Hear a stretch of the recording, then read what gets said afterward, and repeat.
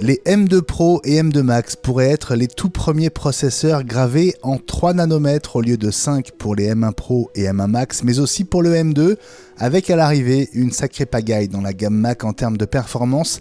C'est l'événement de la semaine dans un instant. Mauvaise surprise à venir pour les acheteurs de MacBook Pro M2 13 pouces en version 256Go. Son SSD est 2 fois moins rapide que sur l'équivalent M1 de l'an dernier. Apple a voulu faire des économies avec une seule barrette SSD au lieu de 2, c'est l'info de la semaine. L'automne sera chaud avec entre 20 et 25 nouveaux produits qui seraient annoncés par Apple avant Noël. Le détail de cette hotte de Noël à venir à suivre dans Pommes. L'iPad va-t-il ou ne va-t-il pas continuer à servir de concentrateur HomeKit ? La réponse dans Ma Maison Connectée. Et puis 4 images, plus vraies que nature, des prochains AirPods Pro 2 et un étui de recharge potentiellement doté de l'USB-C avec un micro et des haut-parleurs. Mais pourquoi faire ? Ce sera l'une des rumeurs de la semaine.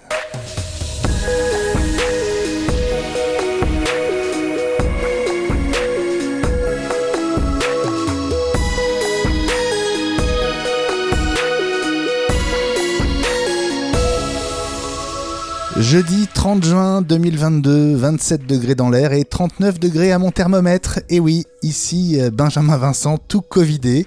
Vous excuserez ma voix grippée et cet épisode moins dodu que d'habitude sans doute, en partie aussi grâce ou à cause de l'absence d'Élie et de Gilles qu'on embrasse bien fort.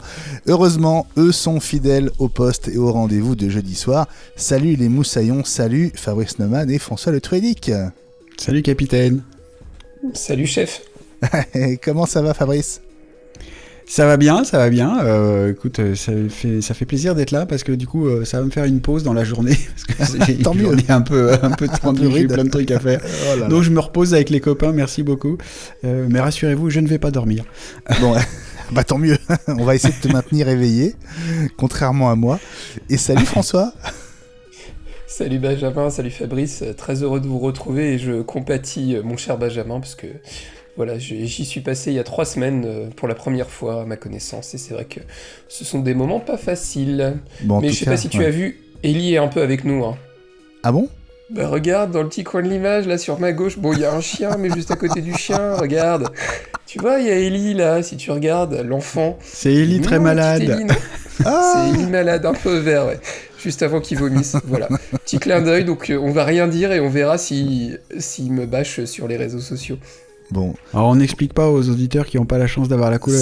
Si, il faut. Vas-y Fabrice. Il y a une petite statuette d'un personnage bien connu du Mandalorien, mais qui est plutôt qui tire un peu sur le vert, quoi. Voilà, pour pas dire le nom parce que des fois ça. C'est ça. Bon. C'est le 97e épisode, mine de rien, c'est le dernier du mois de juin, 44e numéro de la saison 2. Ça sent un peu les vacances. Dans quelques minutes, on va causer du SSD décevant du MacBook Pro 13 pouces M2.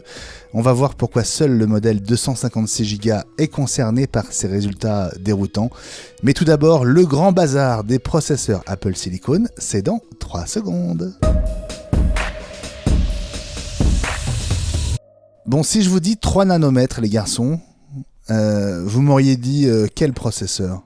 Comment dirais-je à partir du M3, je pense que c'est ça que tu veux comme réponse, n'est-il pas ? Ouais, ça m'arrange bien que tu dises ça.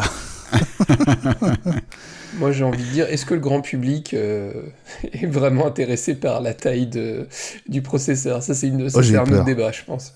Non mais ce qui compte c'est ce qu'on peut faire avec. Ça on est d'accord. Et donc avec 3 on fait plus qu'avec 5. Ça peut être étonnant. Il faut le noter. Voilà. Ça peut être étonnant, mais en fait pour les processeurs c'est comme ça que ça se passe. Et donc un processeur gravé en 3 nanomètres va permettre de mettre davantage de transistors et moins chauffé, etc. qu'un processeur en 5 nanomètres.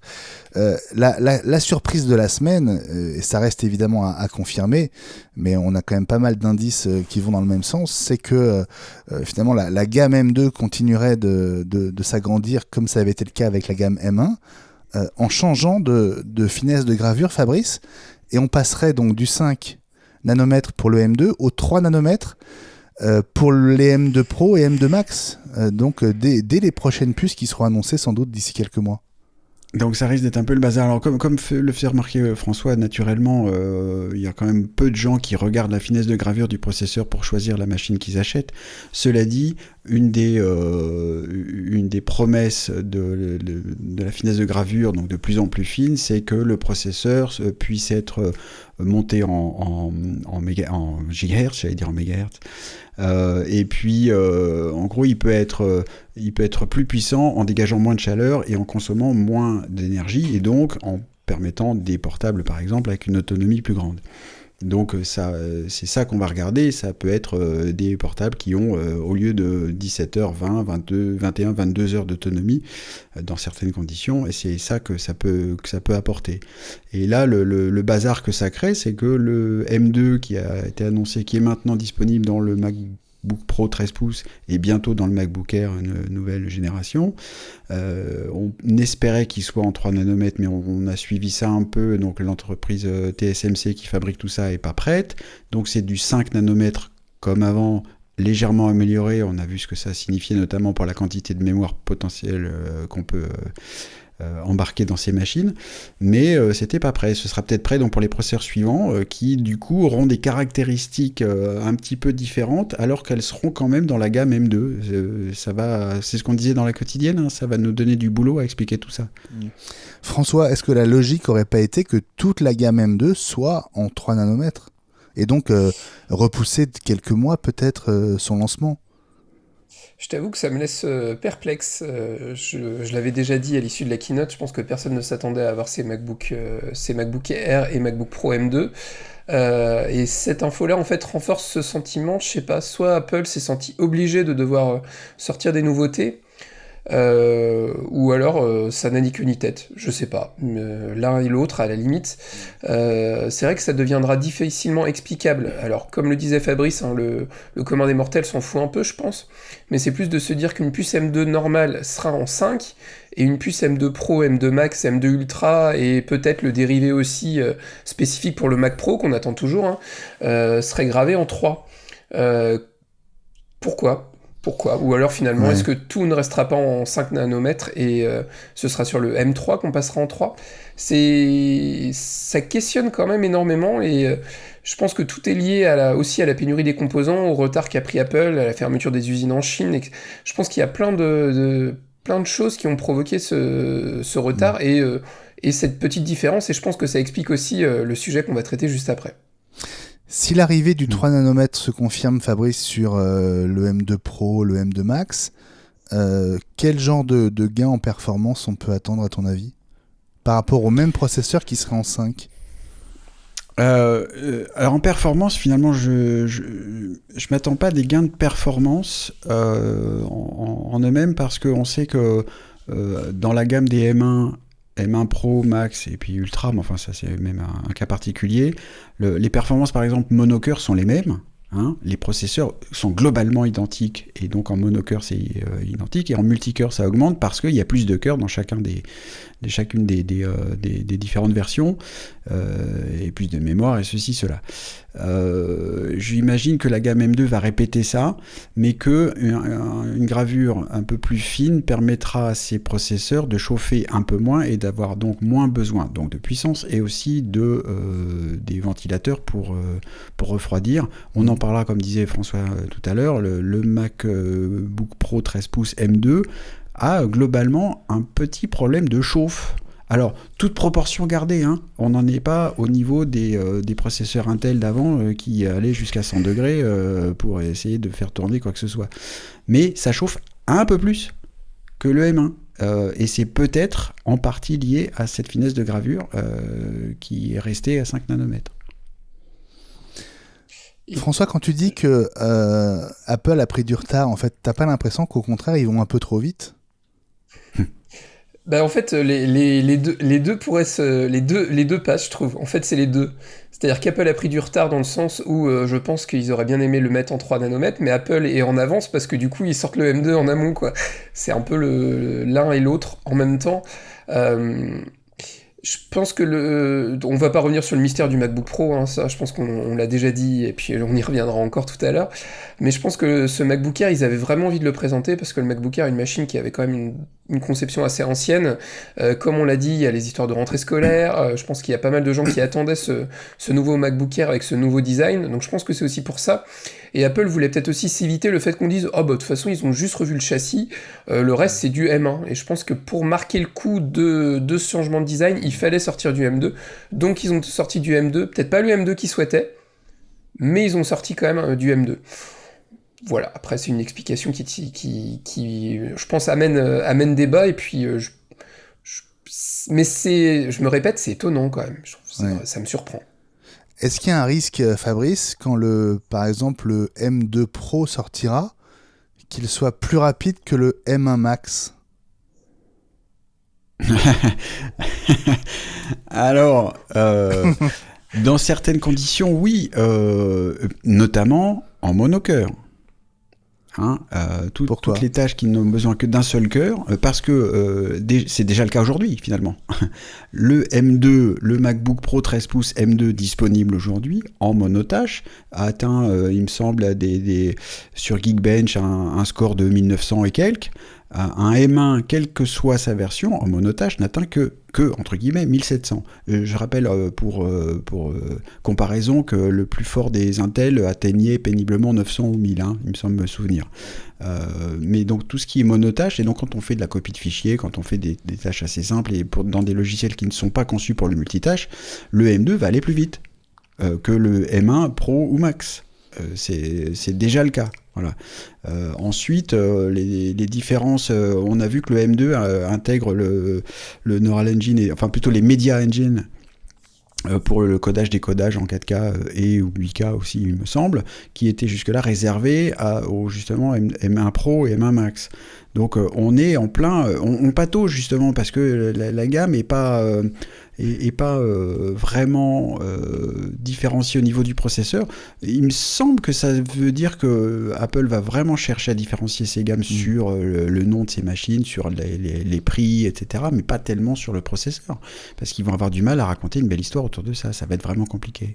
Bon, c'est notamment sur les SSD qui vont peut-être différencier leur modèle. On en parle dans un instant à propos du MacBook Pro 13 pouces M2. À tout de suite. L'info de la semaine, ce sont ces premiers tests très décevants du SSD du MacBook Pro 13 pouces M2.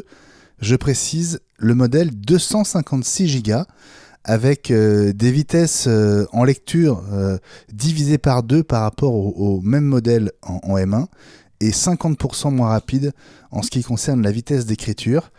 On sait pourquoi. Qu'est-ce qui se passe avec ce modèle en particulier ? François, Fabrice, lequel veut nous expliquer la raison de tout ça ? Est-ce qu'on la sait vraiment, la raison ? Ah, il me semble que oui. Fabrice. Il me semble que oui. Je vais me lancer alors. Il semble que ceux qui ont... Déjà, tu commences par testé. Il semble, donc... Alors, mais parce que je ne l'ai pas eu dans les mains, donc j'ai pas testé moi-même, donc je reste prudent. Mais ceux qui ont testé, qui ont fait notamment des vidéos avec, ont montré physiquement que ces MacBook Pro 13 pouces n'avaient qu'une seule puce servant de SSD, puisque ce sont maintenant des puces, d'une capacité de 256 Go, au contraire du MacBook Pro 13 pouces M1 qui avait deux puces de 128 Go. Ce qui permet à cette machine d'utiliser une sorte de RAID logiciel interne pour doubler globalement les capacités de lecture et écriture, les vitesses de lecture et écriture de cette zone de stockage. Donc c'est ce qui expliquerait cette vitesse bien moindre dans les débits. Alors une explication que j'ai entendue, ce serait que la production des puces évolue en même temps et que les puces 128 Go ne sont plus ou moins fabriquées. Et que du coup, Apple se retrouverait coincé en disant... donc finalement, ce qu'on pourrait reprocher à Apple, c'est de proposer encore un modèle 256 Go pour préserver un peu ses marges. Voilà. Et ce faisant, du coup, ce modèle-là se retrouve pour les transferts de données sur le SSD, des débits deux fois moindres, ce qui est un petit peu dommage. Ouais, alors on le voit très bien sur les vidéos où le MacBook Pro donc 13 pouces a été désossé. On a une vidéo qui compare le M1 et le M2, les deux modèles. On voit effectivement que sur le MacBook Pro 13 pouces M1, il y a deux petits composants soudés côte à côte, alors que sur le modèle M2, il n'y a que l'emplacement de droite qui est occupé. Les mauvais esprits disent que en fait ces modules de 228 Go, Apple ne s'en sert que sur le modèle 256. Donc ils ont intérêt à n'acheter que des 256. Comme ça, ils en mettent un sur le modèle 256 et ils en mettent deux sur le modèle 512. Ça leur permet de rationaliser, peut-être de payer $1 ou $2 de moins sur une machine, mais la conséquence, c'est que la chute de performance, elle est spectaculaire. Oui, en fait j'avais mal interprété ta question. En fait, je pensais que ta question c'était pourquoi est-ce qu'ils ont fait ça, et non pas pourquoi est-ce que c'est moins rapide. Donc, alors pourquoi ils ont fait ça? Alors je te la pose. Moi, à mon avis, je pense que clairement, je vois deux raisons. Allez, on va dire trois. La première, ça peut être effectivement, on va faire bon esprit, c'est une nouvelle conception et donc du coup l'idée c'est d'avoir des puces de mémoire de 256 Go et ils gèrent pas les 128. Donc du coup vu qu'il y a deux espaces, et obligatoirement ils sont obligés de mettre du 256 d'un côté et rien de l'autre. Ça, c'est le bon esprit. Moi, à mon avis, c'est peut-être plus lié à la pénurie. Peut-être qu'il y a une pénurie du côté des 128. C'est peut-être plus simple, en fait, de s'approvisionner une puce de 156 que deux puces 128. Ou alors, pour moi, la vraie raison, c'est celle que tu as donnée en préambule. C'est une question de coût. Je pense que, clairement, ça doit coûter moins cher à Apple d'acheter des lots de 256 que d'acheter des lots de 228 et des lots de 256. Et peut-être que sur le nombre, ils économisent quelques euros par machine.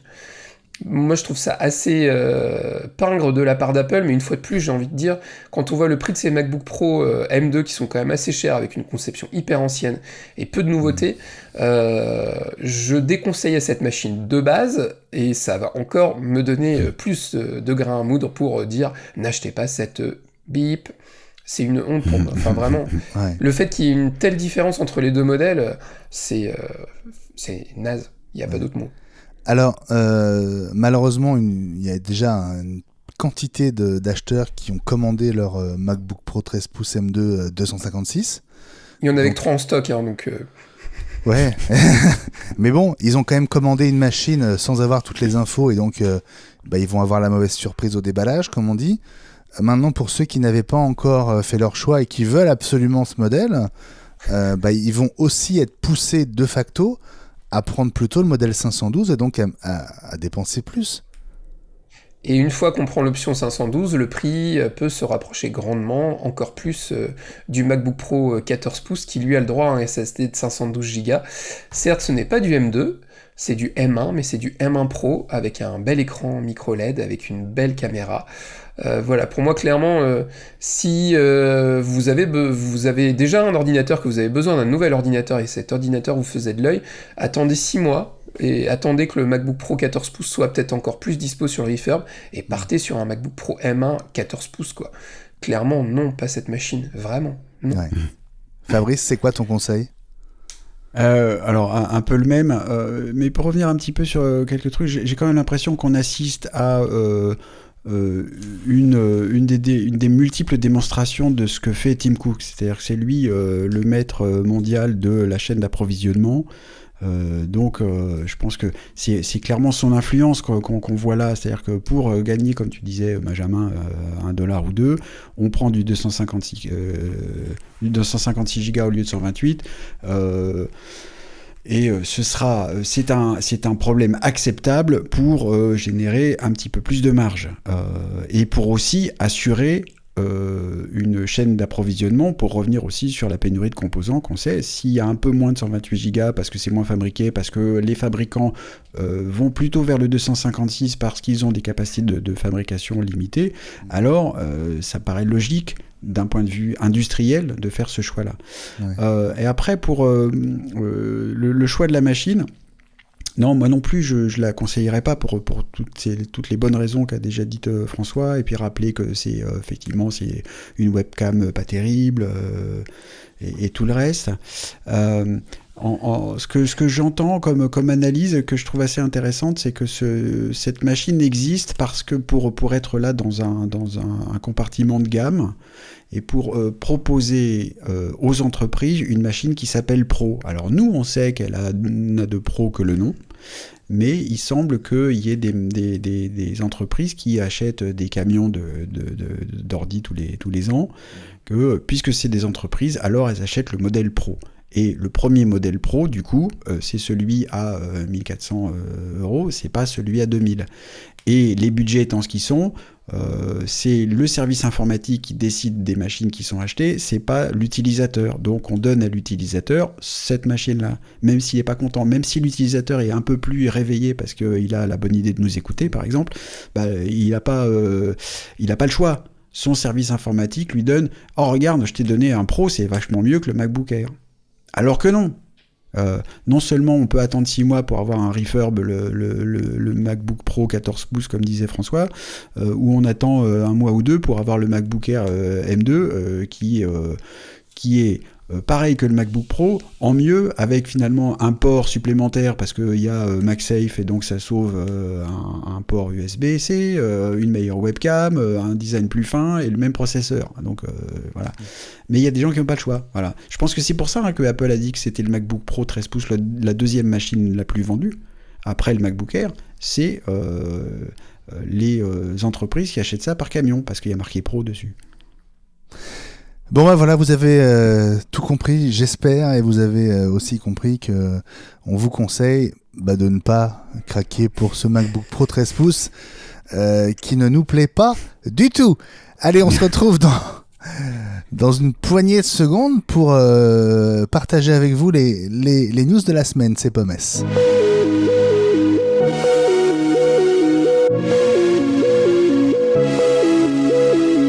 Et on se dirige vers un automne très très chargé, peut-être l'automne le plus riche de toute l'histoire d'Apple, avec entre 20 et 25 nouveautés qui seraient sur les rails selon les sources. L'une des sources étant notre confrère de Bloomberg, Mark Gurman. Alors, si je liste une partie de ce qui est attendu, alors 4 iPhone 14, 3 Apple Watch 8 et SE, un iPad 10, 2 iPad Pro, les AirPods Pro 2, on va en reparler, un nouveau HomePod avec potentiellement un écran multitouch sur le dessus, alors peut-être pour 2023 mais peut-être aussi avant Noël, on ne sait pas, 2 Mac mini, on parle de M2 et de M2 Pro, 2 MacBook Pro, M2 Pro et M2 Max, le nouveau Mac Pro, M2 Ultra et potentiellement M2 Extreme. Voilà, 20 nouveautés minimum, peut-être 25. Ça veut dire des keynotes rythmées, sans doute, cet automne. Oui. Tout un tas de communiqués de presse, d'annonces. Ouais. Je rejoins Fabrice, je pense qu'il y a peut-être certains produits qui auront le droit juste à une petite pastille pendant une keynote ou un communiqué de presse. Je prends l'exemple, par exemple, si effectivement il y a des nouveaux MacBook Pro M2 Max, M2 Pro, je pense pas qu'il y aura beaucoup de différence par rapport au modèle actuel, sauf s'ils font une keynote en mode professionnel en disant regardez, on a notre nouveau Mac Pro Ultra, il est magnifique, etc. Achetez-le là éventuellement, ouais, mais... Alors je suis pas d'accord avec toi parce que pour faire le lien avec le sujet précédent, si effectivement il passe en 3 nanomètres, je pense qu'Apple sera le premier constructeur au monde à le proposer. Et même si l'important c'est ce qu'on fait avec et pas les mégahertz ou les nanomètres, à mon avis ils insisteront dessus. Donc moi je les vois bien dans une keynote quand même, les MacBook Pro. On verra. J'avalerai peut-être mon chapeau. Il y aura peut-être, on prendra moins de risques avec les AirPods Pro qui seront peut-être annoncés par un communiqué de presse. Mais là encore, tu as raison, sauf si... ce sera avec les iPhones. Alors peut-être, ouais, ou sauf si en plus ils deviennent des wearables plus, c'est-à-dire qu'il y aurait des capteurs en plus des détecteurs où on les a dans les oreilles ou pas, qui font, je sais pas, de la captation de rythme cardiaque par exemple dans l'oreille. Ça devient une autre catégorie de produits. Alors c'est difficile à savoir. Hein. En tout cas, ils nous ont la WWDC, la keynote de la WWDC était hyper concentrée, hein, donc ils peuvent aussi faire ça à marche forcée. Allons-y, vous en voulez, on va en bouffer. Hein. Un nouveau HomePod, potentiellement avec cet écran sur le dessus, du multitouch. Ça vous fait envie ou finalement vous pensez que c'est juste une V2 plus conviviale? Je sais pas quoi te dire. S'il est plus fiable que le premier, ouais, why not. S'il est plus fiable que le HomePod et qu'ils améliorent Siri, oui, clairement, ça fait envie. Maintenant, on en reparlera tout à l'heure, peut-être, un jour. Mais c'est vrai que moi, ça reste une grosse déception. Et hier soir encore, à la maison, on a demandé à Cyril de nous jouer quelque chose et il pédale dans la semoule. Alors je sais que moi, chez moi, j'ai plus la fibre, donc c'est sans doute lié, mais pour moi, ça reste un produit qui avait un super potentiel, je veux dire un PUT, etc. de potentiel, ouais. Mais je trouve que la partie software est pas à la hauteur, et que c'est hyper plantogène, et que s'ils en sortent un nouveau, bah... faites un OS qui tienne la route, quoi. Déjà, ce serait bien, quoi. Parce que ma paire d'HomePod, ça m'a quand même coûté un petit budget, c'est toujours un peu frustrant, quoi. Fabrice, tu as une expérience avec le HomePod ? Le HomePod mini, pas le HomePod tout court. Justement, moi, le HomePod me faisait envie, mais le modèle à 350 €, moi, j'ai pas sauté le pas. Je crois comprendre que François, c'est ça que t'as, hein, c'est pas des mini, c'est des HomePod tout court. J'ai deux gros et deux petits. Et le gros me faisait envie, mais du coup, et c'est pareil avec le HomePod mini, on s'aperçoit que finalement c'est quand même mieux d'en avoir deux et de faire une paire stéréo avec, que ce soit les mini ou les originaux. Et donc ça faisait 700 €, c'était quand même un peu beaucoup. Il y avait des technos dedans qui étaient vachement intéressantes, mais qui s'avèrent finalement pas très utiles. Hein. On rappelle que sur les gros HomePod, ils faisaient de l'analyse de la pièce pour optimiser le son en faisant les réverbérations sur les murs, etc. Alors c'est peut-être très bien, mais donc on s'en sert une fois, parce que finalement, les HomePod, on les bouge pas tous les 4 matins. Donc des HomePod, il me semble avoir compris que le HomePod mini a eu un vrai succès grâce à son prix et à son rapport qualité-prix en termes de qualité sonore. Ça, c'est évident que c'est vraiment très très bien. Donc un HomePod un peu plus gros qui serait plutôt 200 €, qui aurait pas tout. En gros, Apple a fait la démonstration que toutes les fonctions super formidables avec les 6 haut-parleurs et la détection des murs, etc., tout le monde s'en fout, c'est trop cher. Donc il faut faire autre chose avec éventuellement des HomePod ayant un peu plus de coffre, parce que le HomePod mini en manque un peu. Et voilà. Alors, je sais pas ce que vous en pensez, mais l'écran multitouch par-dessus, ça c'est une phrase qu'a lancée Gurman dans sa lettre, là, en disant écran multitouch, on sait pas ce que ça veut dire. Si c'est un écran par-dessus, comme il y a aujourd'hui là, qui fait de la couleur, j'ai beau chercher, je vois pas à quoi ça peut servir, quoi. Faire du glisser à un doigt ou deux. Ils vont nous refaire du front row, tu sais, comme sur les iMac G5 là. On va avoir la belle interface de nos jaquettes et tu pourras. Ah ouais, super. Peut-être qu'il n'a pas osé ou qu'il n'avait pas encore l'info pour dire que ce serait un HomePod avec un écran, justement, plus que le truc sur le dessus à l'horizontale comme on a aujourd'hui. On a déjà évoqué ça dans iWeek, hein, le fait qu'il y aurait un HomePod avec un écran qui serait peut-être un peu orientable pour montrer des photos et les 2 minuteurs pour les pâtes et les haricots verts qu'on a mis dans sa cuisine. Bon, en tout cas, ça promet un automne et une rentrée de feu de Dieu, donc au moins c'est une bonne nouvelle. On va pas s'ennuyer. La deuxième news de la semaine, ce sont les premiers bench du processeur M2. Alors on est dans la suite de ce qu'on racontait tout à l'heure. Des benches qui confirment les chiffres donnés par Apple à peu de choses près. Le M2 est plus rapide que le M1, c'est quand même rassurant. Mais voilà, il n'est pas plus rapide que le M1 Pro, donc lui contribuait à la paix des ménages, Fabrice, et à la bonne compréhension de cette évolution en douceur, puisqu'on était à plus 11,56% en test monocœur et plus 19,45% pour les tests multicœur par rapport au M1. Bah, oui, mais donc uniquement quand on est en monocœur, le M2 est plus rapide que le M1 Pro, puisque le M1 Pro est un M1. Rappelons-le quand même, hein, c'est ça qui est très étonnant. Hein. François ? Non, ça reste une petite évolution, mais on l'avait dit quand les premiers M1 sont sortis, le gap était tellement énorme qu'il fallait pas s'attendre à des courbes x2 à chaque fois, quoi, à chaque mise à jour, ça paraît logique. Là, petit à petit, ça va évoluer. Maintenant, il n'y aura pas d'aussi grosse marche entre chaque version de processeur. Ça paraît logique. Apple a déposé un brevet de volant de voiture. Ça date d'il y a quelques heures. Un brevet alors qui déconnecte le volant des roues de la voiture. En clair, il n'y aurait plus forcément de lien physique entre le volant et les roues. Ça voudrait dire notamment que les roues pourraient être contrôlées à distance. En février 2021, on va rappeler qu'Apple avait déjà déposé un brevet d'airbag. Et donc on peut dire que c'est un nouveau brevet qui va continuer d'alimenter les espoirs autour d'une future voiture Apple, notamment depuis cette image de CarPlay+, puisque ce serait son nom, cette image du futur de CarPlay qui a été montrée très officiellement à la WWDC et qui nous avait impressionné puisqu'elle occupe toute la largeur du tableau de bord. Bon, un volant Apple, ça... si c'est pas la voiture, au moins le volant, ça vous dit ? Alors, comme c'est détaché des roues, du coup, on peut acheter que le volant et mettre ça sur son mur, c'est très beau. On l'offrira à Ellie. Exactement. Pour mettre dans son salon.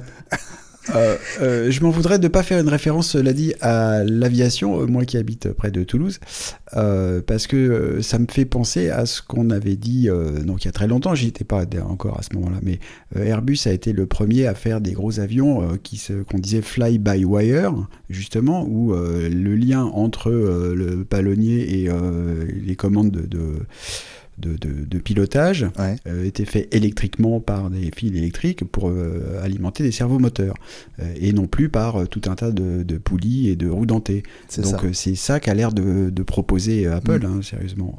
C'est intéressant, ça c'est encore jamais fait, me semble-t-il. Peut-être en F1, je suis même pas sûr. Ouais, exactement, c'est ça. François ? Donc c'est intéressant. Apple Car ou pas Apple Car ? Télé Apple ou pas télé Apple C'est ça. J'ai tendance à y croire de moins en moins parce qu'il y a eu la présentation de ce produit qui nous en a mis plein les yeux, pardon, à la keynote, ce magnifique écran là. Je pense que si Apple avait vraiment dans les tuyaux une Apple Car rapidement, allez, on va dire dans les 2-3 ans, je suis pas sûr qu'ils auraient présenté ça. Parce que ça aurait été une grosse plus-value pour la voiture. Et là, le fait que ce produit-là soit disponible sur d'autres bagnoles, eh ben, ça risque peut-être de moins pousser les gens à le faire, parce que c'est cette intégration poussée du système Apple qui est intéressante, à l'image de ce qu'il peut y avoir pour Android automotive, quoi. Et c'est vrai que moi, ma prochaine voiture n'aura pas, du coup, je le sais déjà, ce système CarPlay 2, et je trouve ça dommage, parce que c'est vrai que ça donne envie, et on retrouve toute l'ergonomie, la simplicité qu'on peut avoir sur nos téléphones, sur nos iPhones, sur nos iPads, etc. Donc voilà, le fait que ça a été présenté et annoncé compatible avec des grands constructeurs me fait dire que c'est pas pour tout de suite, quoi, voire pas du tout. Mais bon, tu as vu que le hack qui permet de mettre CarPlay sur toutes les Tesla est dispo. Ah non, j'ai pas vu, mais je l'avais dit à l'époque, je pense pas que je vais m'amuser à faire ça quand j'aurai la mienne, si un jour je l'ai, parce que pour l'instant, les délais sont un peu compliqués. Mais voilà, je suis pas sûr que je m'amuserais à faire ça, j'aurais trop peur de foutre la bagnole en l'air, c'est pas possible, quoi. Un petit week-end avec Ellie, ce sera réglé, je pense. Ah, donc... J'irai trafiquer sa nouvelle aussi. D'accord. Bon, et puis on fête un anniversaire en ce 30 juin, allez, à quelques heures près. C'était le 29 juin 2007, vous vous souvenez ? Happy birthday. La folie devant les Apple Store, les gens qui faisaient la queue pour acheter le tout premier iPhone. C'était il y a 15 ans. Il y a 15 ans seulement, j'ai envie de dire, parce que 15 ans, ça paraît... Ouais. On se prend un gros coup de pelle quand même. Ouais, c'est ça. Hein. Ah ouais, c'est passé vite. Hein. Voilà, ça fait déjà 15 ans et il a bien changé notre iPhone quand même. Ah ouais, mais ça... Et il a bien changé et pas tant que ça. C'est ça qui est marrant hein, quand on regarde l'écran d'accueil avec les icônes qu'on ne peut donc par exemple toujours pas ranger comme on veut, mais qui sont toujours organisées depuis le coin en haut à gauche de l'écran jusqu'au coin en bas à droite. Il y a des choses qui n'ont pas changé, qui participent au fait que ceux qui ont eu un iPhone il y a 15 ans savent encore utiliser celui d'aujourd'hui. En même temps, il y a des choix comme ça, hein. C'est des choix à faire. Donc c'est rigolo, effectivement. Après, en termes de taille et de tout ce qu'il est capable de faire, c'est étonnant. Voilà pour les news de la semaine. Allez, on tourne une page et on se retrouve pour les rumeurs de la semaine. La première rumeur cette semaine, elle concerne la keynote de rentrée, cette fameuse keynote qui devrait voir l'iPhone 14, l'Apple Watch Series 8 présentés. On parle du mois de septembre et il se pourrait bien qu'elle ait lieu en présentiel avec Tim Cook, Craig Federighi, c'est dur à dire, et tout le casting habituel. Alors non pas dans une vidéo, mais sur scène. Comme à la grande époque, devant du public. 3 sources chez Apple auraient indiqué à iDrop News que c'est l'option qui tient la corde en interne, même si c'est pas encore confirmé. Mais en tout cas, il y a une volonté, a priori, sous réserve, chez Apple, de revenir au présentiel. Est-ce que ça vous surprend ? Est-ce que ça vous surprendrait ? La volonté, non. Que ça se passe, oui, en fait. Ah. Parce que Covid... Parce que malgré tout, en France et ailleurs, les chiffres remontent un peu. Dans certains, je ne sais pas si c'est le cas en France, mais aux États-Unis, il me semble que le port du masque par les employés Apple dans les Apple Store a repris obligatoirement. C'est le cas en France aussi. Pas encore. C'est le cas en France aussi, merci. Donc, pas encore pour les clients. J'ai l'impression que ça ne saurait tarder. Ça se murmure, hein. La ministre de la Santé en France qui conseille de porter le masque. J'entendais à la radio le patron de la SNCF qui prépare les départs en vacances, qui dit c'est pas obligatoire, mais enfin on va l'inciter beaucoup auprès déjà de nos employés et aussi de nos usagers. On est fin juin, donc juillet août si ça explose un peu, il y aura plus de quoi ensuite organiser quelque chose sur place et à faire venir des gens, et puis les gens voudront peut-être pas venir et tout ça. Ouais. J'ai du mal à y croire hein, pour l'instant. Bon, c'est pas vrai, le Covid n'est pas du tout en train de revenir, hein, je suis pas d'accord avec toi. C'est vrai. Dit-il avec 30... Tu seras le dernier cas d'ailleurs. Dit-il avec ses 39. Voilà. Non, mais bien sûr, je partage ton sentiment. François, t'es comme nous, tu comprends l'envie, mais tu penses que c'est peu probable ? Je rejoins complètement, j'ai rien à rajouter, j'ai exactement Si tu m'avais interrogé le premier, j'aurais dit quasiment mot pour mot ce qu'a dit Fabrice. Je pense qu'il y a une vraie envie, mais que la situation est en train de se dégrader. On le voit en France, on le voit ailleurs en Europe et dans le monde. Et vu le taux, on est à x2 quasiment là dernièrement, donc je pense que non, clairement ce sera encore du distanciel. Ils ont tenté un petit retour en présentiel à la WWDC, on sait qu'il y a des journalistes qui ont été invités à voir la keynote en extérieur, il y a eu pas mal de petites photos, vidéos qui sont sorties. On sent qu'il y a une vraie volonté de la part d'Apple de recréer du lien physique. Mais il y a un moment, si la pandémie est de retour, enfin même si elle est jamais vraiment partie, je pense qu'Apple ne s'amusera pas à ça. Ok, on est tous les trois d'accord. On passe à la deuxième rumeur de la semaine. Elle concerne les AirPods Pro 2 avec une série de visuels qui ont l'air vraiment très authentiques. À la fois des AirPods, des écouteurs et de leur étui de recharge. Un étui un peu surprenant parce que à la fois sur l'une des tranches et sur le dessous, on note la présence de trous qui n'existent pas sur la version des AirPods Pro 1. Alors il y a deux trous sur une des deux tranches. Il y en a 3 d'un côté de la prise de recharge et 1 de l'autre.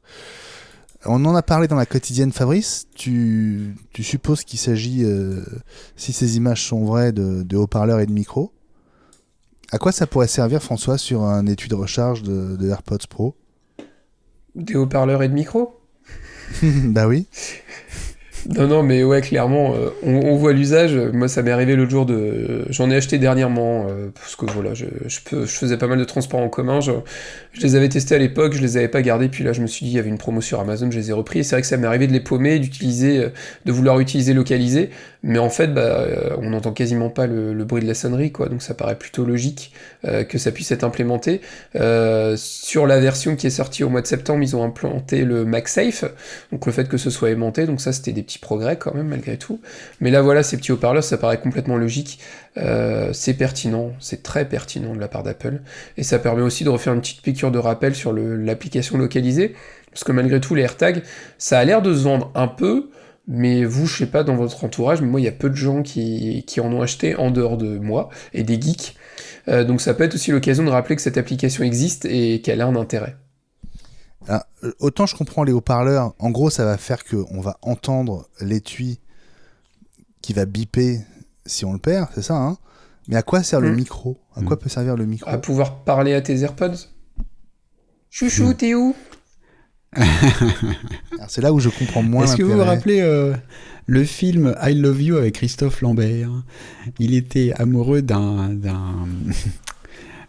porte-clés, il sifflait. Absolument. Et ça répondait I love you. C'est vrai. Donc là, ça permettra peut-être de siffler ses AirPods pour savoir où ils sont.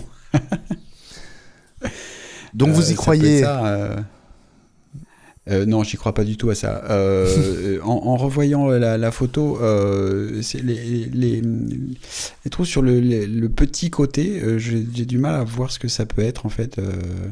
C'est assez surprenant, c'est des trous un peu gros. C'est comme, ça ressemble, c'est quand même étonnant. Ça ressemble à, pour donner une image à ceux qui nous écoutent, à des mini jacks audio, ce qui serait quand même un comble. Donc je pense pas que ce soit ça. Ça pourrait ressembler à ça. Mais je vois pas trop pourquoi, sauf si c'est pour comment dirais-je, faire en sorte que des écouteurs filaires deviennent sans fil. On les branche à ça et du coup le boîtier lui-même est connecté en Bluetooth à l'iPhone et hop, ça devient sans fil. Oui, je fais de la science-fiction, François, d'accord.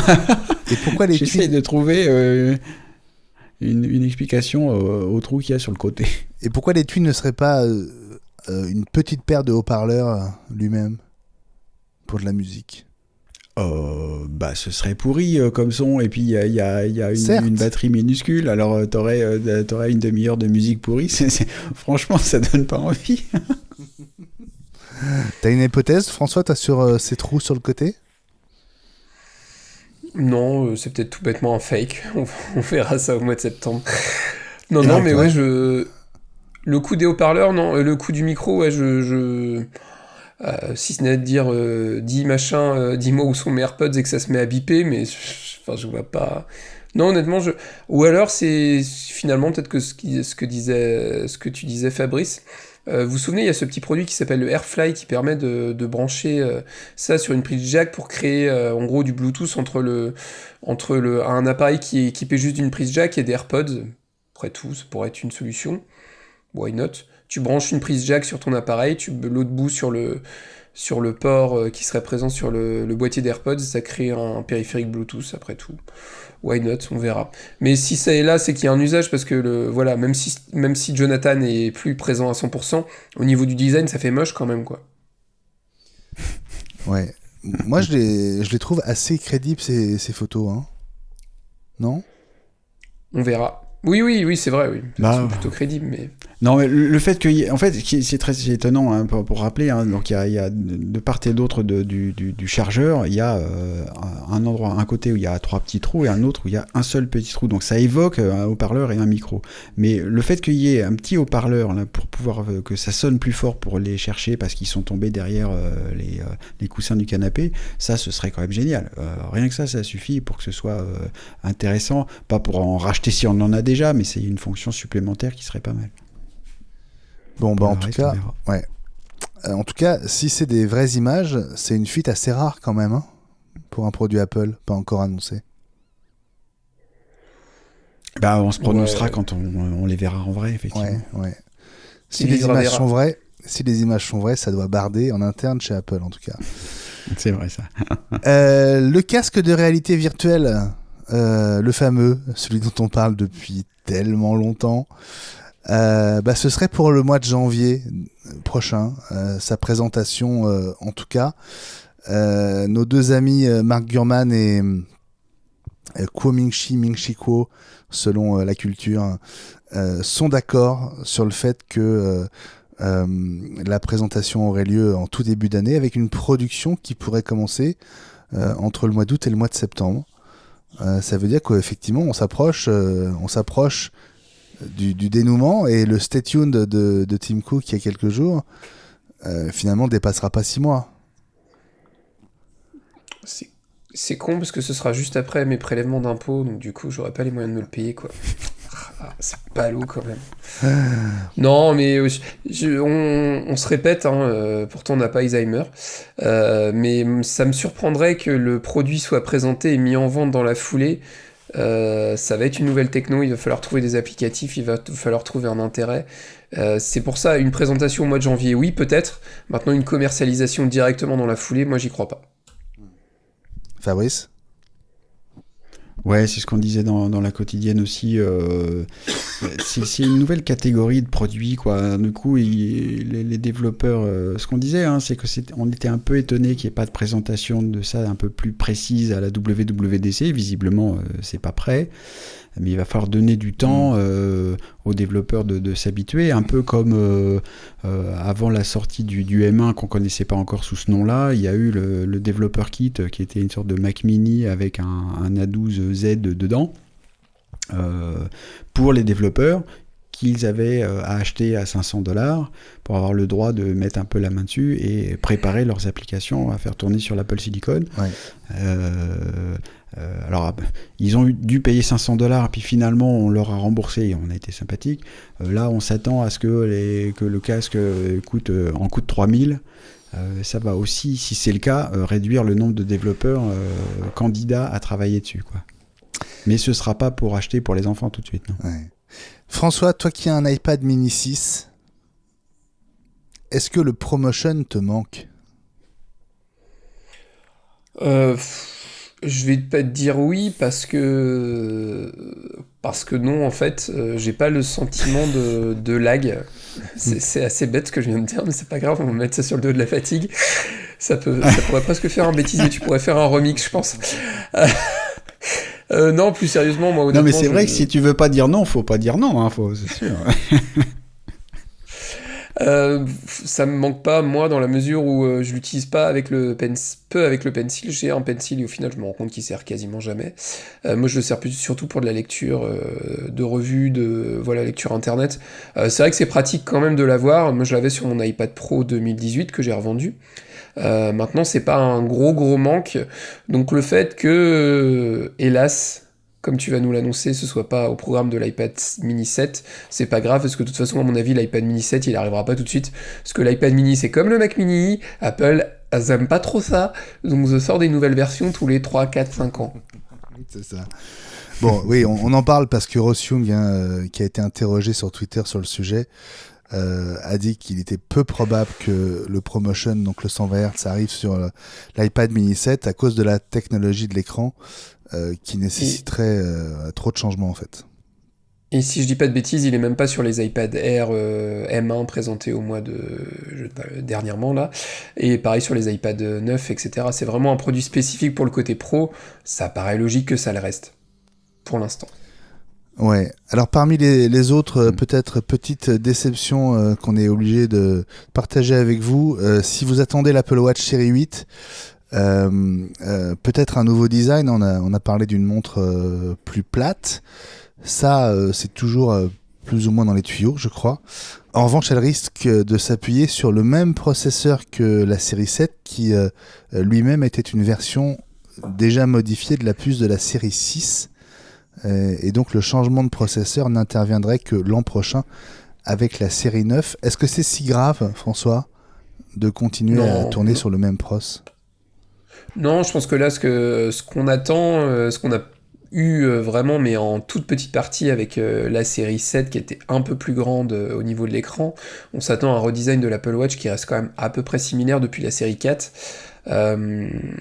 Non, et puis j'ai pas de sentiment de ralentissement aujourd'hui. Ce serait peut-être plutôt continuer à développer ces nouveaux capteurs. On a parlé du capteur de température, hein, comme tu l'avais évoqué. On a parlé de la glycémie, ça j'ai un peu plus de mal à y croire. Donc voilà, le fait qu'Apple sorte un nouveau modèle, oui, avec un nouveau design. Après le côté processeur, autant à une époque la Watch était un peu lente, autant aujourd'hui, moi j'ai la série 7 et je suis vraiment ravi. Fabrice? Je trouve qu'il y a un parallèle à faire entre la Watch et les HomePod, qui en plus partagent le processeur, si je ne m'abuse. Et ce qu'on attend de la part d'Apple, et peut-être qu'Apple y travaille aussi, c'est une amélioration du côté logiciel. François y faisait référence tout à l'heure. Sur les HomePod, on aimerait bien que Siri marche un peu mieux, j'irais même jusqu'à dire marche. Je te rejoins complètement. Et sur la montre, il y a des trucs, les développeurs ils parlent un peu de ça, ceux qui font des applications pour la montre, de podcasts, de liés un peu à la santé, ou des widgets, ou des machins comme ça. Ils disent ça reste encore un peu lent. Le logiciel, par exemple, il est très très sévère dans la coupure des ressources données aux applications. Ça coupe très vite. Donc quand tu veux faire quelque chose qui tourne en tâche de fond, c'est très difficile. Tu as une application de podcast, je pense à Marco Arment qui fait Overcast. Il parle souvent de ça en disant le transfert des épisodes de podcast vers la montre, je suis jamais sûr que ça va marcher, c'est très aléatoire. Voilà. Donc il y a beaucoup de travail à faire sur les fondements même de WatchOS. Et en termes de puissance de puce, comme le disait François, il n'y a pas de problème, il n'y a pas péril en la demeure. Il faudrait vraiment arriver à améliorer le logiciel, et ce serait très bien. Et en plus, du coup, gardons nos appareils le plus longtemps possible. C'est bien pour l'écologie. Bon, voilà, et puis c'était mon message de tous les jours. Merci beaucoup Fabrice.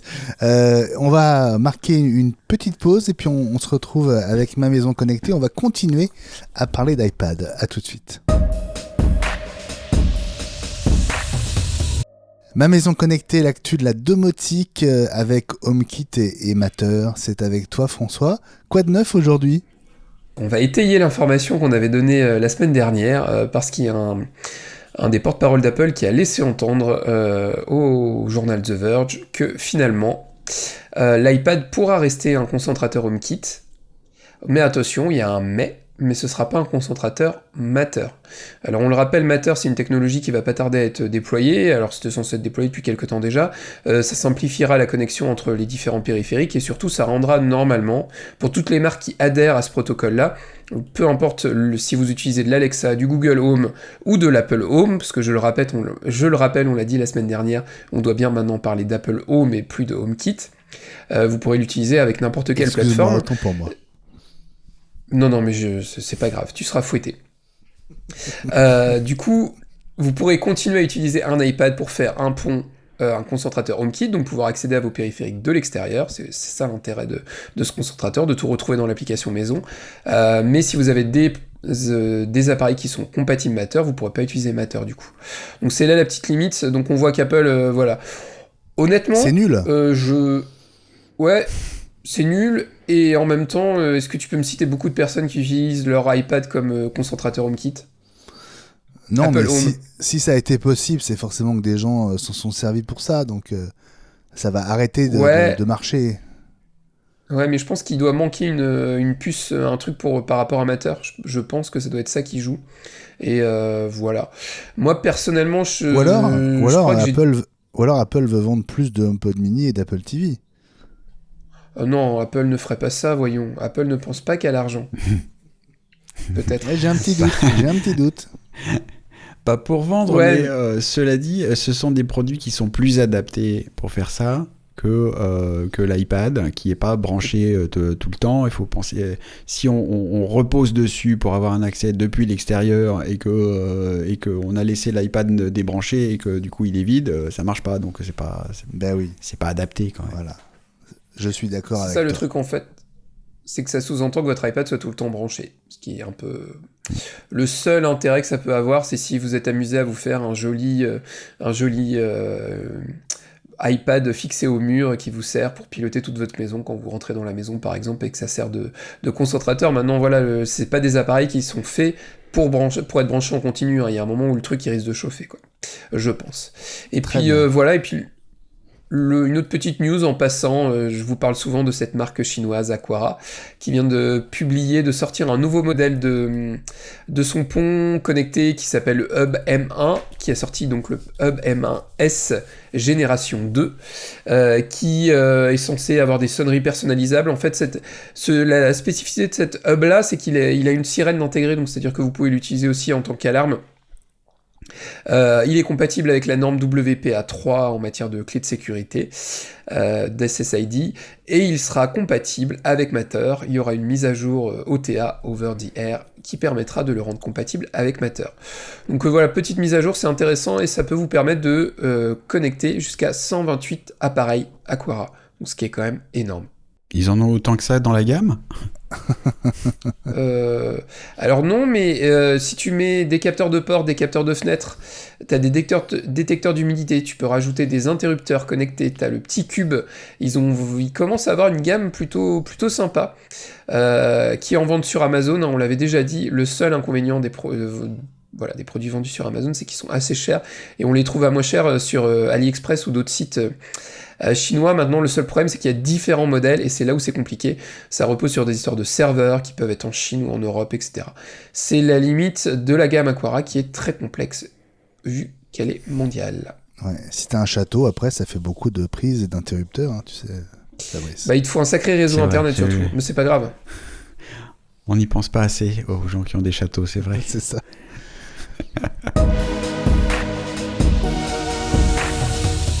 Les coups de cœur de la semaine, on a chacun le nôtre. Alors, qui veut commencer ? Moi, c'est juste un petit retour en enfance. Depuis quelques mois, je m'amuse à me commander des boîtes de Lego, toutes plus grandes les unes que les autres et toutes plus chères aussi. Après la DeLorean Retour vers le futur en Lego, après le Sonic, le jeu, je sais pas si vous vous souvenez, le petit hérisson en 7 Lego, je me suis fait un petit plaisir. Ils ont sorti Optimus Prime, le camion de Transformers, le chef. Et donc je me suis amusé à faire ça. Pendant que j'étais covidé, Benjamin, je te conseille de te l'acheter. Ça m'a occupé mon week-end covidé devant le Grand Prix de Formule 1, c'était très sympa. Et donc du coup, ce qui est marrant, c'est que c'est un camion et du coup, il se transforme en Optimus Prime. C'est assez marrant à faire. Bon, ça vaut quand même 170 € de mémoire. Ah ouais. C'est un joli jouet de gamin, mais Lego joue sur la fibre. Nous sommes des grands ados. Moi, quand j'étais petit, j'adorais les Lego. Donc du coup, dès qu'il y en a une nouvelle boîte qui sort, je me rue dessus, je l'achète et ça prend la poussière. D'accord. T'as passé un bon moment et on peut voir ? Il est où ? Je l'ai pas là, je vous le montrerai la prochaine fois si vous voulez. Ah bah alors, on est trop déçus. Ouais, il est dans la salle à manger, il prend la poussière. Ah bah oui. Bon, on veut le voir la prochaine fois. Fabrice, ton coup de cœur à toi ? Mon coup de cœur, c'est une petite application que j'aime bien qui s'appelle Mosaic. Donc il y en a plusieurs de ce type-là, mais en gros l'idée c'est de pallier au manque de gestion des fenêtres du Mac, notamment par rapport à Windows, qui permet plus facilement de ranger ses fenêtres quand on en a beaucoup à l'écran pour les mettre sur le côté, en haut, de manière automatique. Et cette petite application qui vaut une dizaine d'euros, permet de faire ça, de créer aussi des profils où on peut dire voilà, là j'ai les fenêtres qui sont là, je vais les mettre par tiers répartis sur la largeur de l'écran, ou si je prends une fenêtre, je la déplace vers le haut de l'écran et que je touche le bord, hop, ça va prendre tout l'écran à la Windows justement, ou la même chose sur les côtés. Voilà, c'est un petit module pour organiser ses fenêtres sur son Mac. Je trouve ça très pratique. On peut aussi faire avec des raccourcis clavier pour avoir deux coups de raccourci clavier, une fenêtre à gauche, une fenêtre à droite pour pouvoir comparer, ou quand on fait, alors c'est mon cas, c'est pour ça que je l'utilise aussi, de la traduction, avoir la source d'un côté et le texte à traduire de l'autre. est en train d'être traduit de l'autre. Voilà, donc moi je trouve ça très pratique. Ça s'appelle Mosaic, ça coûte une dizaine d'euros. Ça se trouve sur lightpilar.com, lightpilar.com/mosaic, MOSAIC, .html, voilà, et je trouve ça très pratique, et donc j'en parle à tout le monde. Super, et ben merci. Moi, mon coup de cœur de cette semaine, c'est une app sur iPhone et iPad qui s'appelle FSIM Space Shuttle 2. C'est un simulateur de vol de navette spatiale. Alors, ce n'est que l'atterrissage de la navette qu'il faut gérer, mais c'est extrêmement réaliste. Et dans la mesure où une navette et un avion ne se pilotent pas du tout pareil, c'est vachement intéressant. Et l'idée, c'est vraiment de faire... c'est un vol qui dure 10 minutes, quoi. Et puis, soit vous vous écrasez, soit vous vous posez bien. Et au moment de l'atterrissage, vous avez vraiment tous les paramètres avec des notes, des pourcentages et tout. Donc, vous savez exactement ce qui a convenu, ce qui n'a pas trop convenu. C'est pas forcément la peine d'être un pilote pour en profiter. Il y a un côté très ludique, même si on peut aussi jouer en mode expert et donc vraiment avoir toute la difficulté comme si on était vraiment un pilote de la NASA. Et il travaille sur une version qui doit sortir dans l'année, où là on partira carrément de l'orbite et on gérera toute la descente dans l'atmosphère et tout. Et ce qui m'a plu dans cette appli, c'est vraiment le réalisme à la fois des graphismes et aussi du cockpit, de vraiment l'aspect navigation qui est bluffant. C'est une appli payante qui vaut 4,99 sur l'App Store, donc FSIM Space Shuttle 2, et c'est Skytel, le nom du studio qui propose cette appli.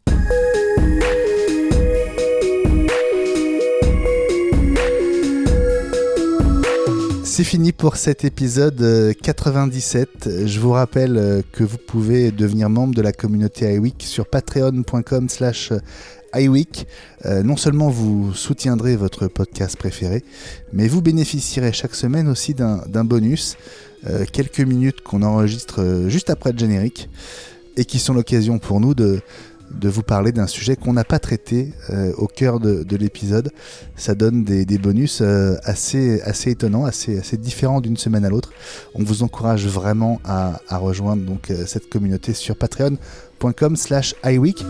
La quotidienne iWeek, c'est le podcast compagnon de la semaine Apple. Du lundi au vendredi, en 5 grosses minutes, on aborde les 5 news essentielles de la journée dans l'écosystème Apple. C'est sur toutes les grandes plateformes de podcast, c'est gratuit. On a besoin de vos notes 5 étoiles aussi et de vos avis parce que vous êtes nos meilleurs ambassadeurs, et donc en plus de vous abonner gratuitement et de nous suivre, prenez quelques instants pour donner envie à d'autres, c'est super important. Voilà, merci beaucoup les amis. Fabrice, grand plaisir de passer ce moment avec toi. Idem avec toi, François. Oui. Merci chef, merci François, effectivement c'est toujours sympathique. Bon, j'espère que vous avez ce petit moment. Retourne te coucher, Benjamin. Voilà, je suis à la limite de mes capacités, donc il est temps que ça se termine. En tout cas, j'espère que vous aurez apprécié l'effort. On se retrouve la semaine prochaine, on sera le 7 juillet, ce sera l'épisode 98. Passez une super semaine, faites bien attention à vous, faites gaffe. Dans les transports, un petit masque, c'est quand même pas mal. Évitez de vous retrouver patraque. Voilà, évitez de vous retrouver patraque, KO comme moi. Je vous souhaite en tout cas tout le meilleur. On vous dit à très vite. Passez une bonne journée, un bon week-end. Et à bientôt. Salut à tous. Bye bye. Salut à toutes et à tous. Bye bye.